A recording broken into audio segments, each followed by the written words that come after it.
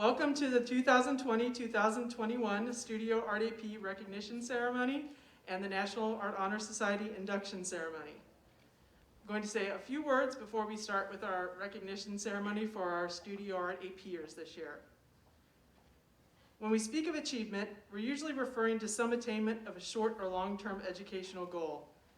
That could be this quarter's grades, what you're planning to challenge yourself with at the college level, or what your plan may be for the future beyond the college level. Academic achievement is a key element to becoming successful in life, but like the elements and principles of design we apply in art, many components are needed to create a strong foundation. Strong foundations are not built in isolation, but with the help of others along the way. Those others could be parents, family members, teachers, oftentimes are our closest friends we interact with every day, or heroes that we idolize but may never meet.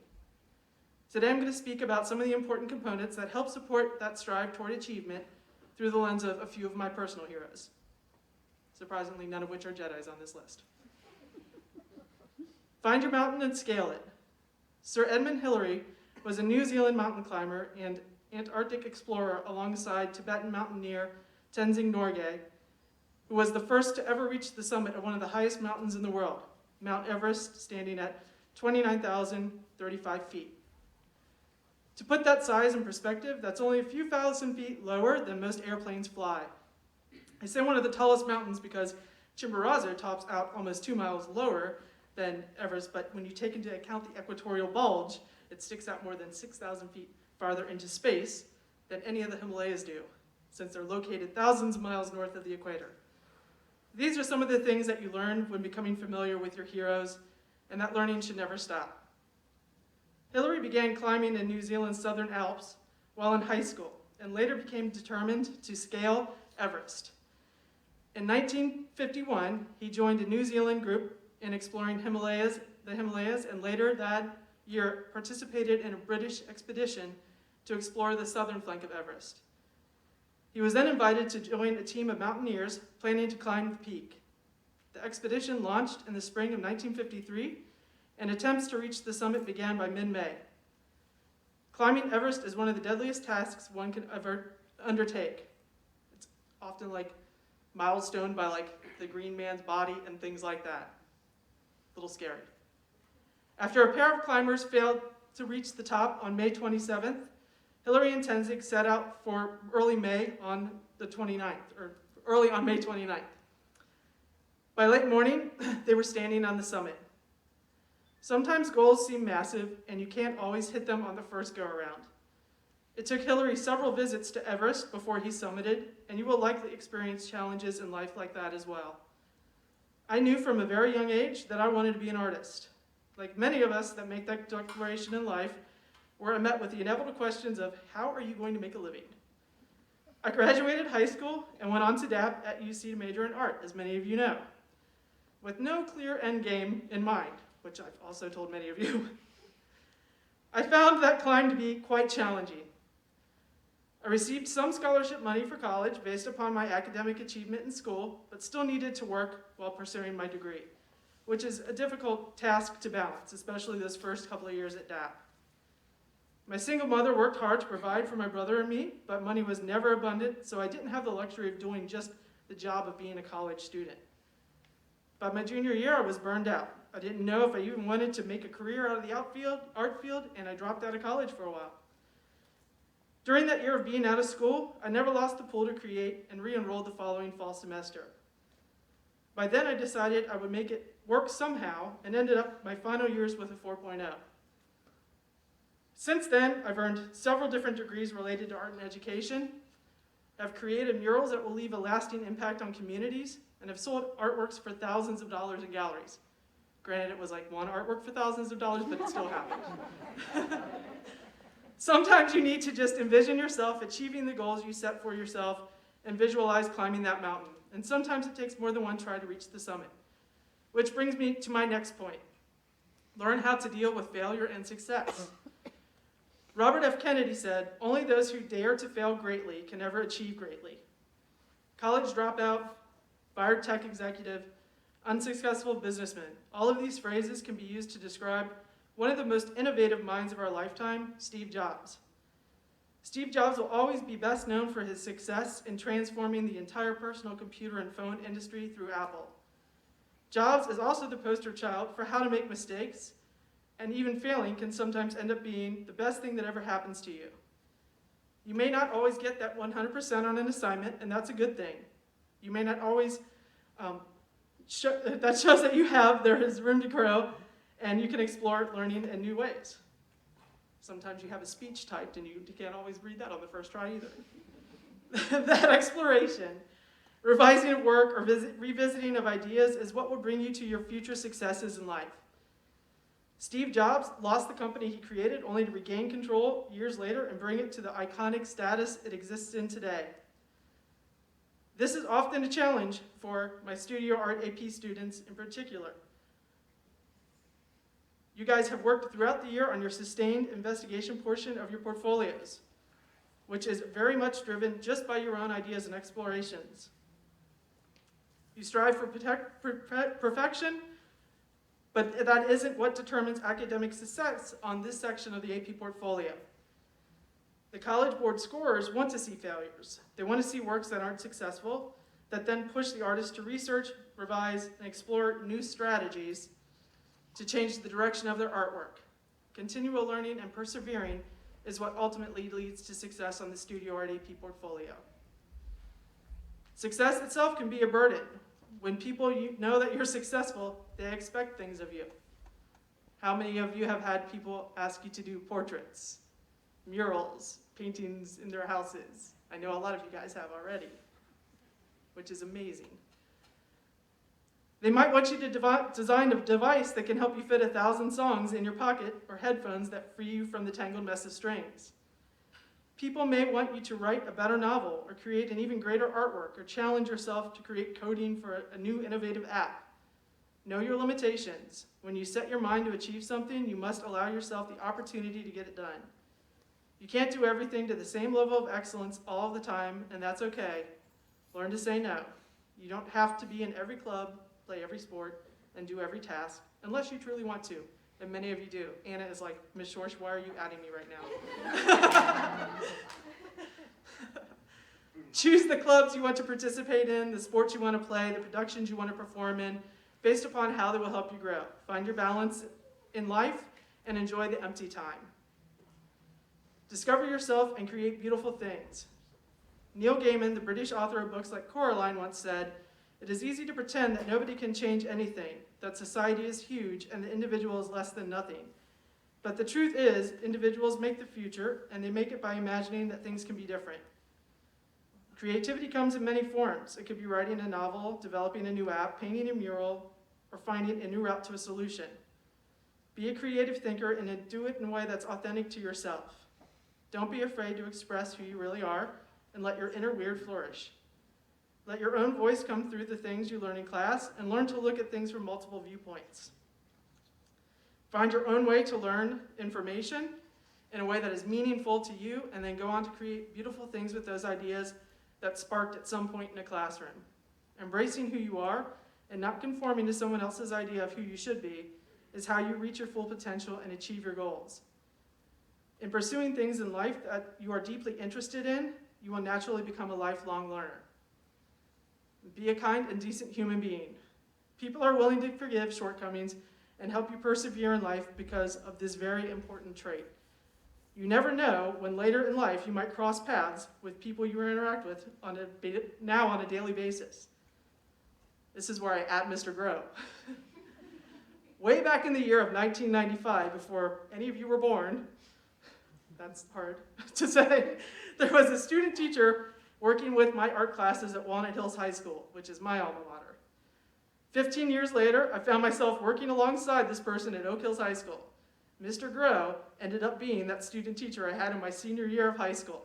So it's a really good thing that I wasn't a complete jerk to him, or that could have made for a very awkward work relationship now. Being a pleasant person who generally puts forth effort will get you far in life.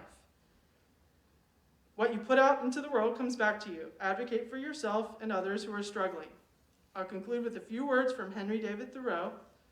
What you get by achieving your goals is not as important as what you become by achieving your goals. Use your achievements as a means to make a lasting impact and help create a better world. So we will start with the Studio Art AP Drawing, 2D Design, and 2D Design Photography students. So if you guys could make your way to the auditorium hallway, we will begin calling your names. And parents, if you would like to take a snap when they are standing right next to their image that is projected, this would be a good time for that. It's alphabetical, if that helps. Throughout the year, these students have really pushed themselves through a very challenging school year and unprecedented times to create almost 15 works of art at this point. We've got a couple of weeks until the portfolio submission, so they definitely all deserve the recognition that they're getting tonight.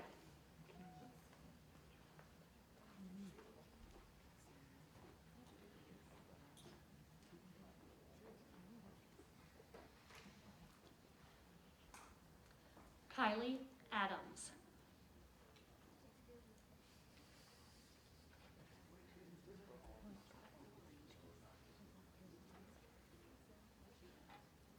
Samantha Bradley. Also noted that Samantha Bradley's artwork was chosen for the National Scholastic Silver Medalist.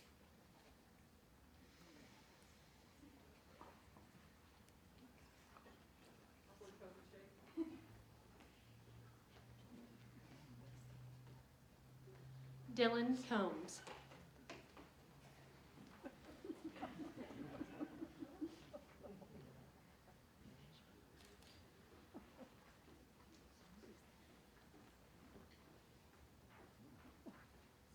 Ella Denier.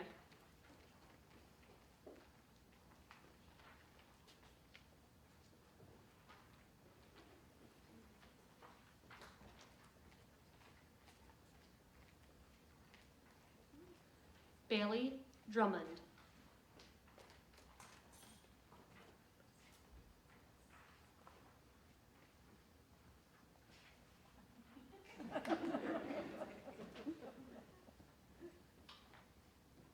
Henry Grow.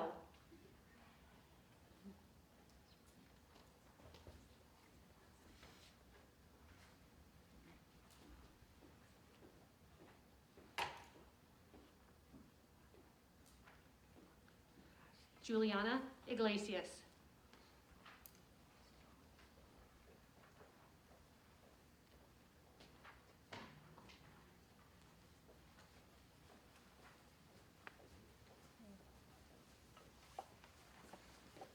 Skylie James.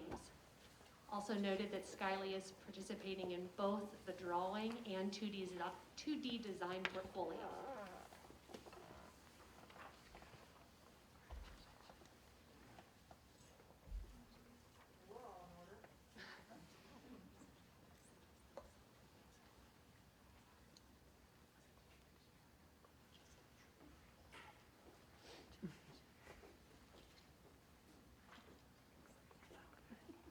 Logan Jones.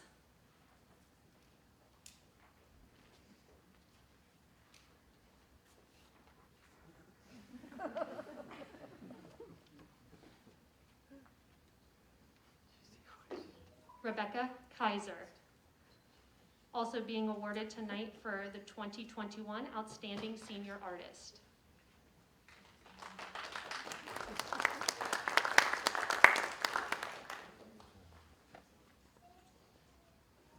Lindsay Krauser.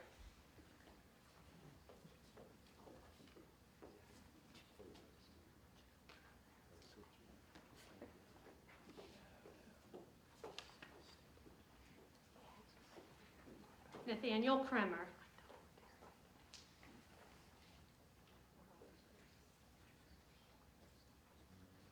Abigail Markham.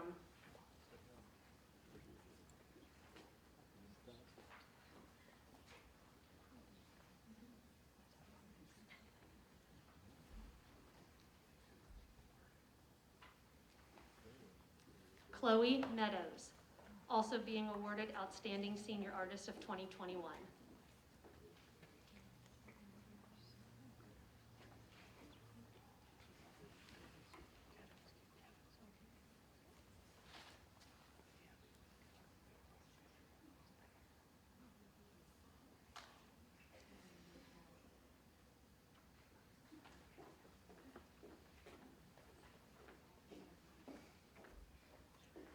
Chad Smith.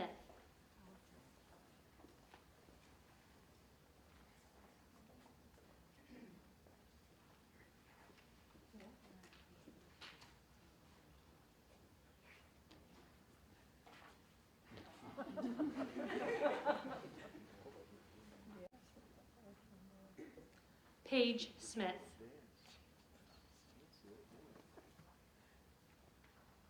Elena Rizzo.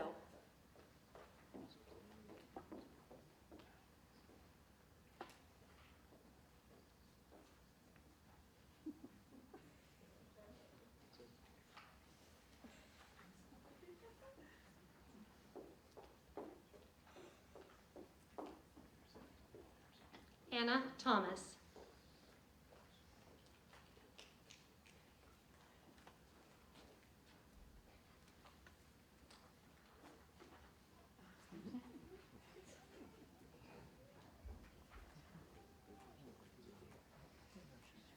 Ian Walker.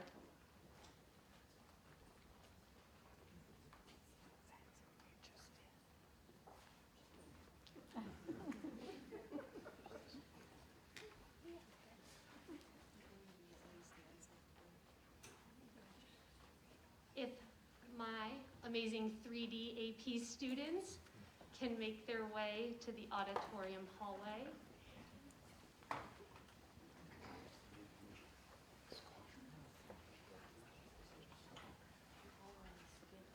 This crew has chiseled their way through the year, through clay, through stone, through wire, through digital means to create some heck of a portfolios for the College Board. You guys are privileged enough to get to see two of their amazing artworks out in the lobby today. I look forward to handing them their awards. So we're gonna switch roles here.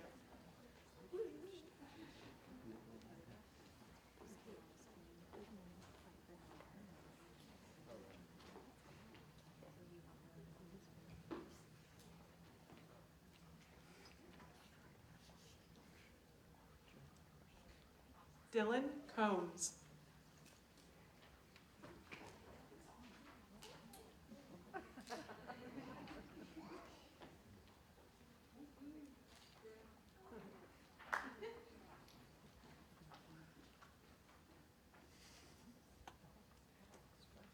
Kylie Cornelius.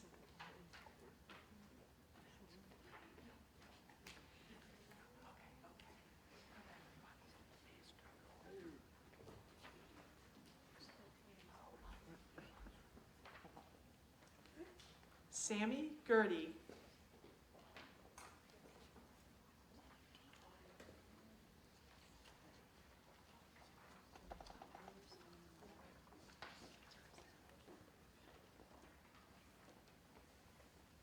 Grace Gilardi.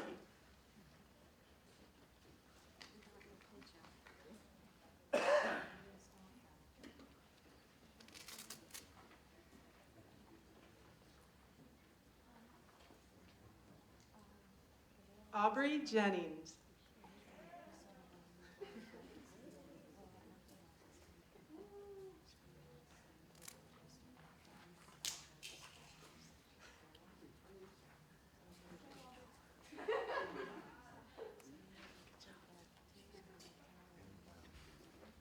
Riley Ludwig. Susan Park.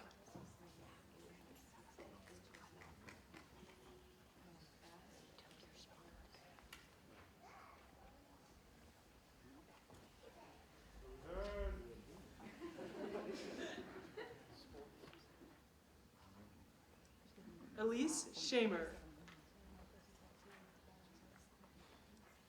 Patrick Thibodeau.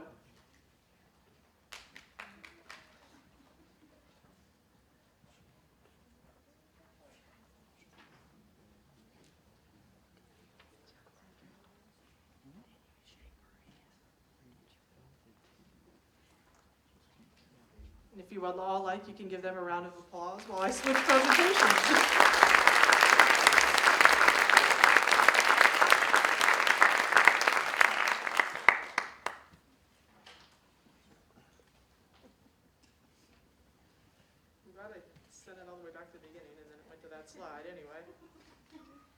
told you there'd be a technology snafu at some point.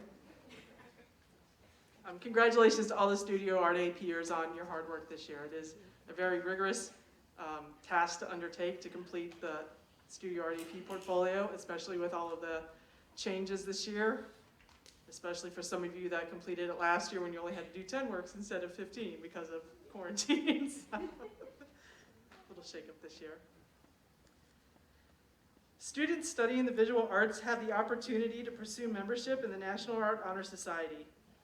The NAHS's purpose is to inspire and recognize students who have shown outstanding ability in the visual arts to foster a greater understanding of the local and global art communities, traditions, and histories, as well as to further aesthetic awareness in all aspects of visual arts. Membership in the National Art Honor Society is based upon art scholarship, service, and character. Members are immersed in school, local, and global community service, exhibition and festival organization, and a variety of diverse opportunities. Throughout the year, they've competed in competitions outside of the school, like the Cincinnati Art Museum's 10 by 10 Expo. We've had students complete portraits for Memory Project, completing portraits for disadvantaged children in different parts of the world. Our biggest undertaking this year is working on the murals that were started last year before we all went home for the world's longest spring break.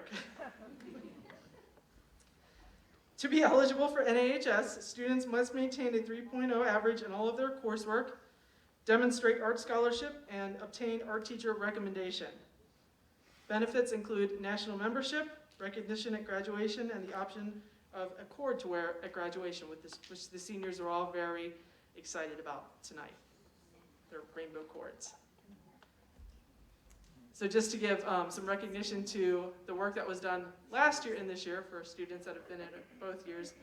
Last year, they took under the huge task of preparing for the Blink Parade. We built a 75-foot Loch Ness Monster that lit up and marched around downtown Cincinnati and started 2 murals. There you guys go, look at you, hard at work. That will hopefully be finished before the end of this school year, fingers crossed. If the National Art Honor Society students could step out into the auditorium hallway, we will begin calling you for your induction.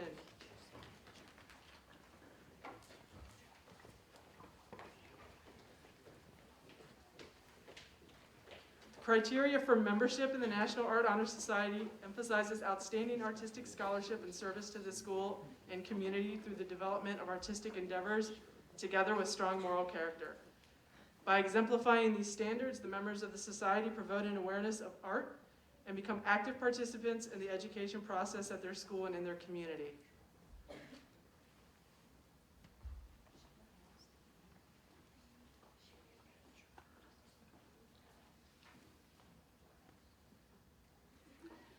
Ella Denier.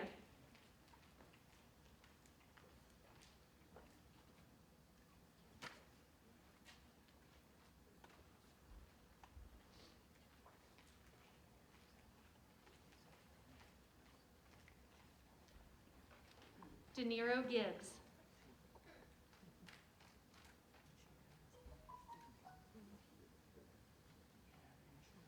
Skylie James.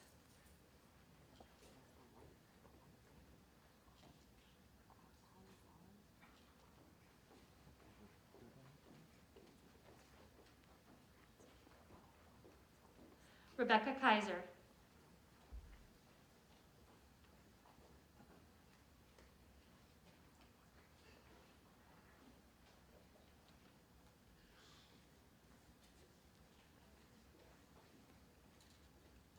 Lindsay Krauser.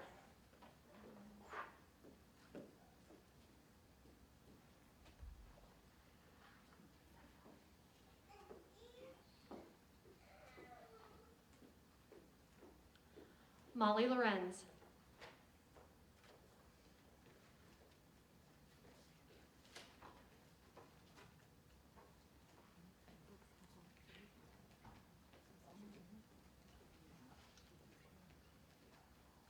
Riley Ludwig.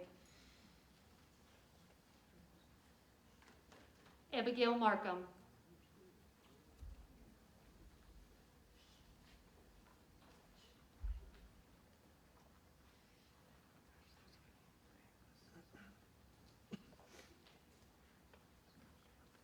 Chloe Meadows.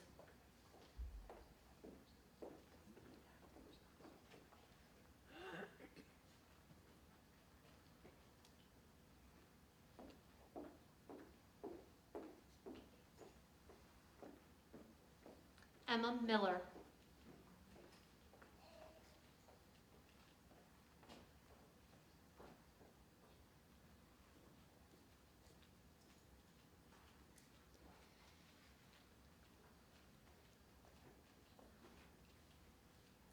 Olive Falls.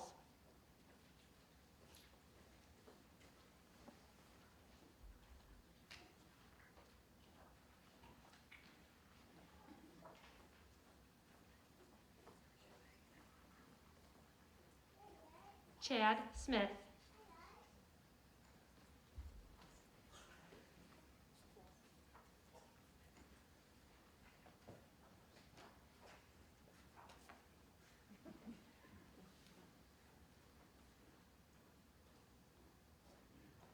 Leah Stola.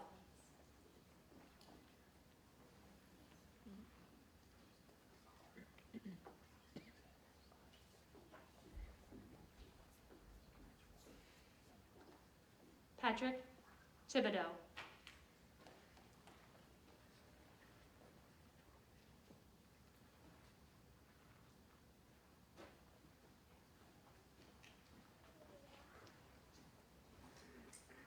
Anna Thomas.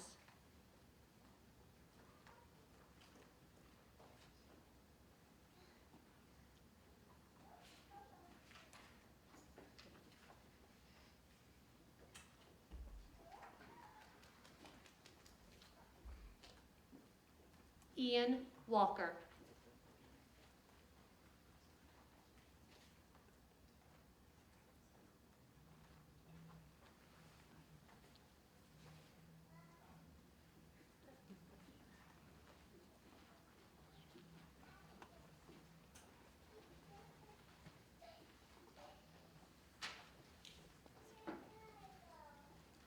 And now we have our guest speaker from 2012, Neil Gaiman's commencement speech from the University of Arts. Thank you. I never really expected to find myself giving advice to people graduating from an establishment of higher education. I never graduated from any such establishment. I never even started at one.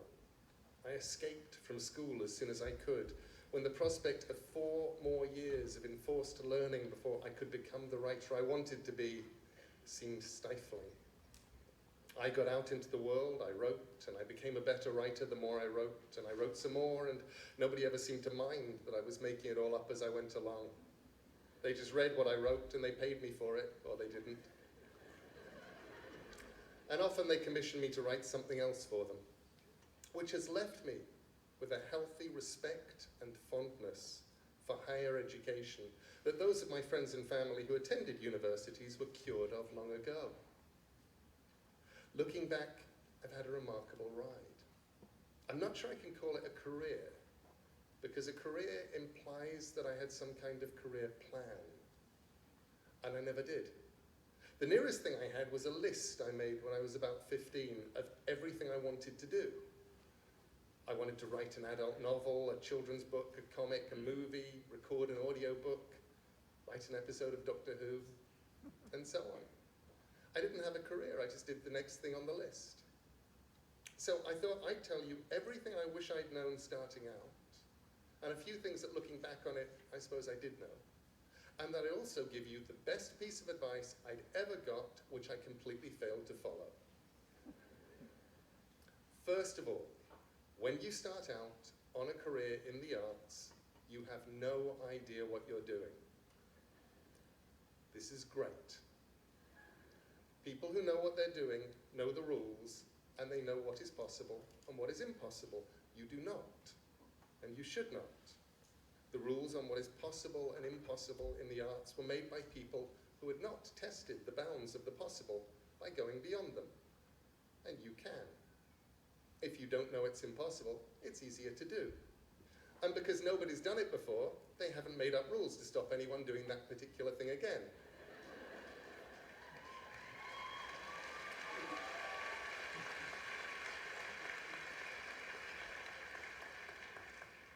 Secondly, if you have an idea of what you want to make, what you were put here to do, then just go and do that.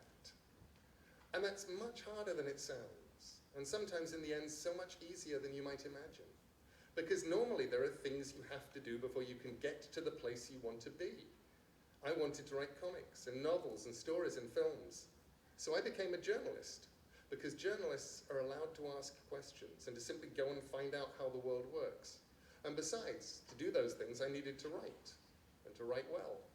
And I was being paid to learn how to write economically, crisply, sometimes under adverse conditions, and on deadline.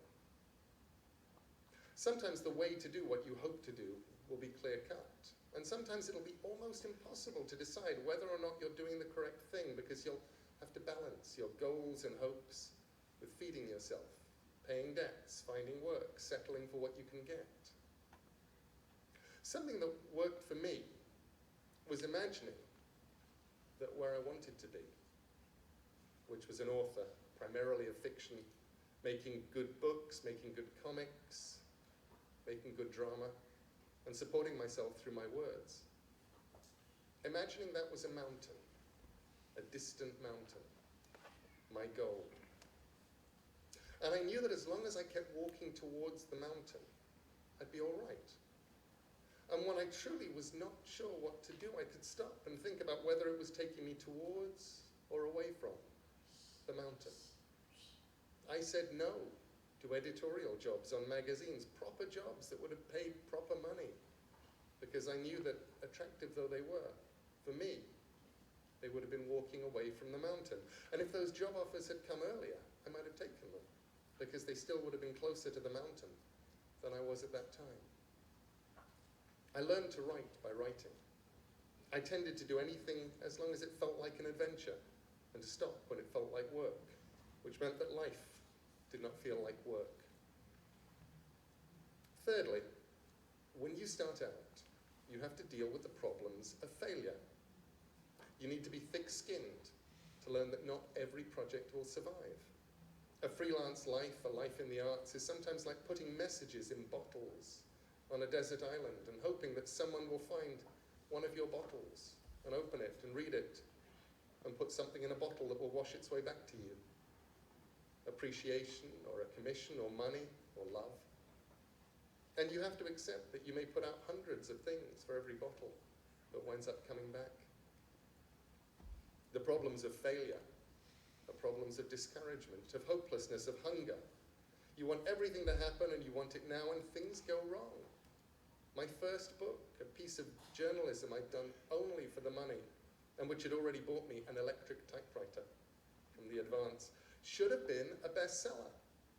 It should have paid me a lot of money if the publisher hadn't gone into involuntary liquidation between the first print run selling out and the second print run never happening, and before any royalties could be paid.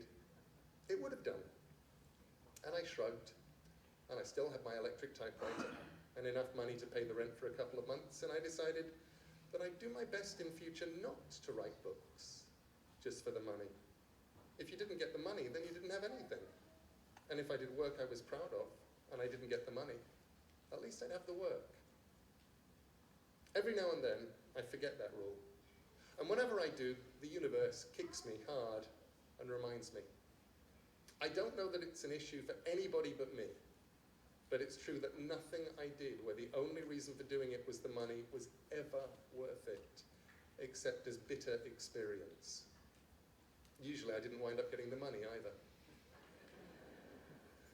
The things I did because I was excited and wanted to see them exist in reality have never let me down, and I've never regretted the time I spent on any of them. The problems of failure are hard. The problems of success can be harder because nobody warns you about them. The first problem of any kind of even limited success is the unshakable conviction that you're getting away with something, and that any moment now they will discover you.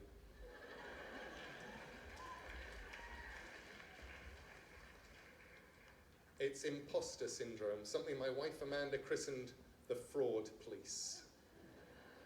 In my case, I was convinced there would be a knock on the door and a man with a clipboard. I don't know why he had a clipboard, but in my head, he always had a clipboard, would be there to tell me it was all over and they'd caught up with me, and now I would have to go and get a real job, one that didn't consist of making things up and writing them down and reading books I wanted to read, and then I would go away quietly and get the kind of job where I would have to get up early in the morning and wear a tie and not make things up anymore. The problems of success, they're real. And with luck, you'll experience them. The point where you stop saying yes to everything because now the bottles you threw in the ocean are all coming back and you have to learn to say no. I watched my peers and my friends and the ones who were older than me, and I'd watch how miserable some of them were. I'd listen to them telling me they couldn't envisage a world where they did what they've always wanted to do anymore, because now they had to earn a certain amount every month just to keep where they were. They couldn't go and do the things that mattered and that they'd really wanted to do, and that seemed as big a tragedy as any problem of failure. And after that, the biggest problem of success is that the world conspires to stop you doing the thing that you do because you're successful. There was a day when I looked up and realized that I had become someone who professionally replied to email and who wrote as a hobby. I started answering fewer emails and was relieved to find I was writing much more.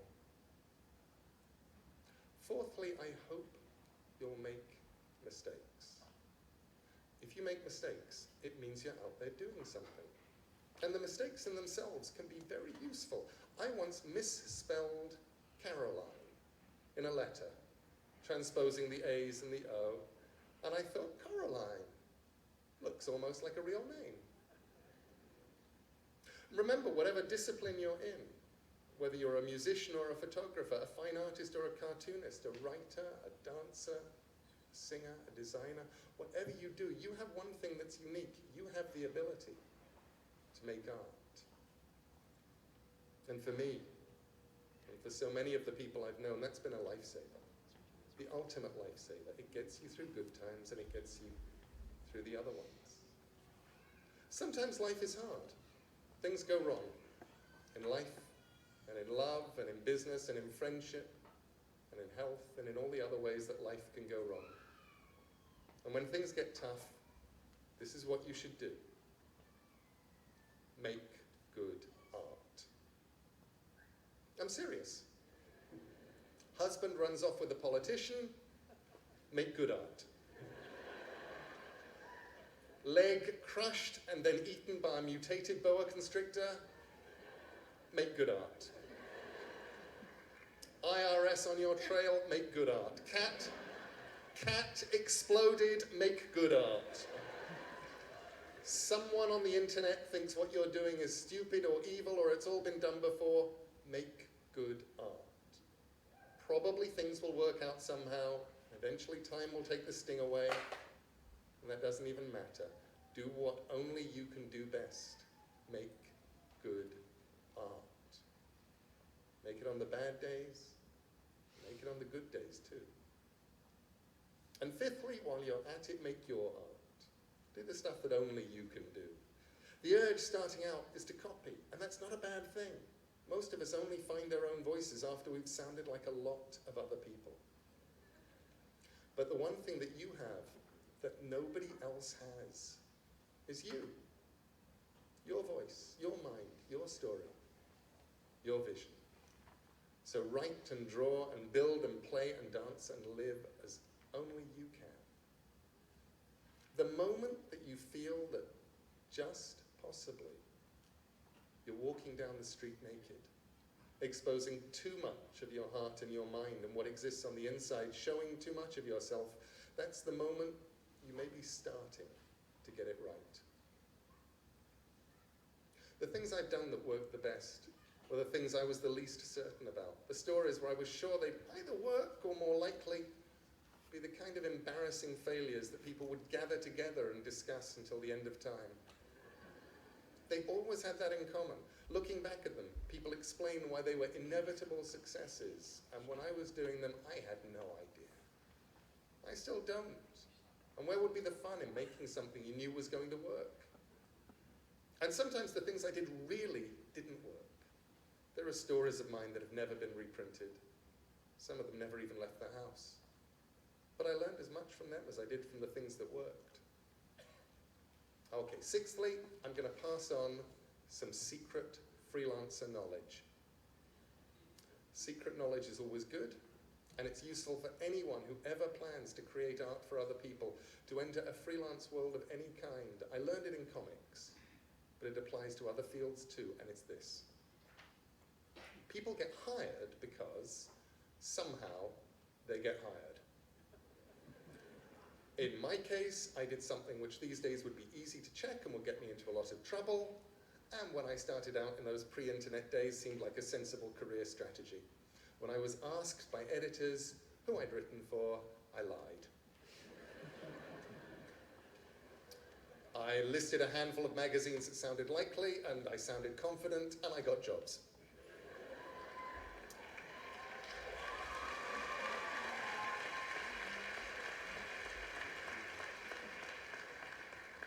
I then made it a point of honor to have written something for each of the magazines I'd listed to get that first job. So that I hadn't actually lied, I'd just been chronologically challenged. But you get work however you get work. But people keep working in a freelance world. And more of today's world is freelance. Because the work is good, and because they're easy to get along with, and because they deliver the work on time. And you don't even need all three. 2 out of 3 is fine. People will tolerate how unpleasant you are if your work is good and you deliver it on time. People will forgive the lateness of your work if it's good and they like you. And you don't have to be as good as everyone else if you're on time, and it's always a pleasure to hear from you.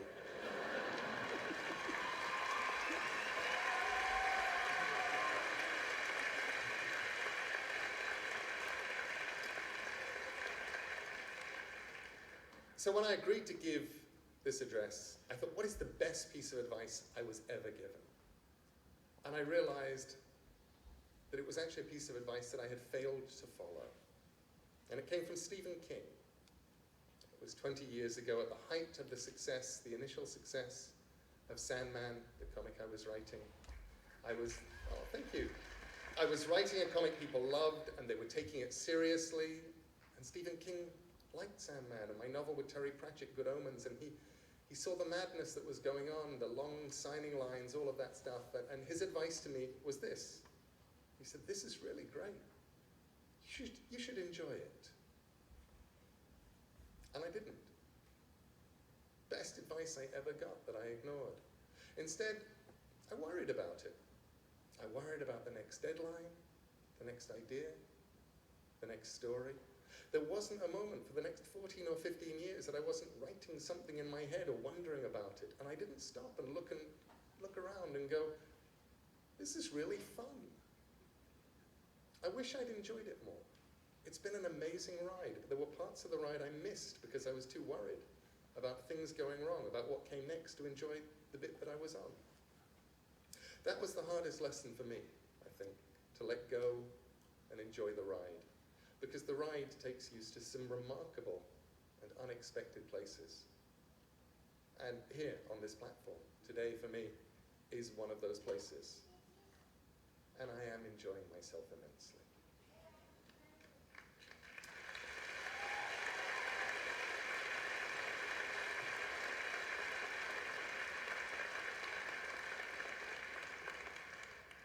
I'd actually put that in brackets just in case I wasn't. I wouldn't say it.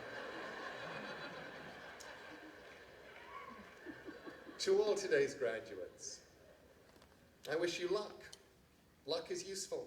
Often you will discover that the harder you work and the more wisely that you work, the luckier you will get. But there is luck, and and it helps. We're in a transitional world right now. If you're in any kind of artistic field, because the nature of distribution is changing. The models by which creators got their work out into the world and got to keep a roof over their heads and buy sandwiches while they did that, they're all changing. I've talked to people at the top of the food chain, in publishing, in book selling, in music, in all those areas. And no one knows what the landscape will look like 2 years from now, let alone a decade away. The distribution channels that people had built over the last century or so are in flux, for print, for visual artists, for musicians, for creative people of all kinds, which is on the one hand intimidating, and on the other, immensely liberating. The rules, the assumptions, the now we're supposed to's of how you get your work seen and what you do then, they're breaking down. The gatekeepers are leaving their gates. You can be as creative as you need to be to get your work seen. YouTube and the web and whatever comes after YouTube and the web can give you more people watching than old television ever did. The old rules are crumbling, and nobody knows what the new rules are. So make up your own rules. Someone asked me recently how to do something she thought was going to be difficult. In this case, recording an audiobook. And I suggested she pretend that she was someone who could do it. Not pretend to do it, but pretend she was someone who could. She put up a notice to this effect on the studio wall, and she said it helped. So be wise, because the world needs more wisdom. And if you cannot be wise, pretend to be someone who is wise, and then just behave like they would.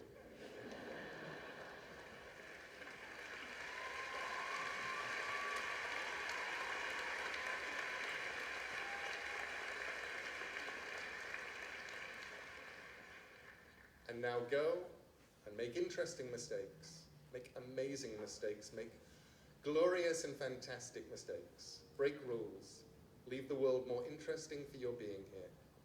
Make good art. Thank you.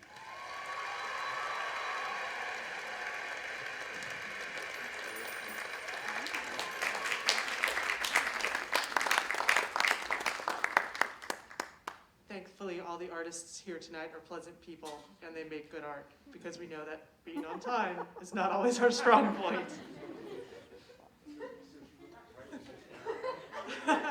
As I look at Chad Smith in the front row.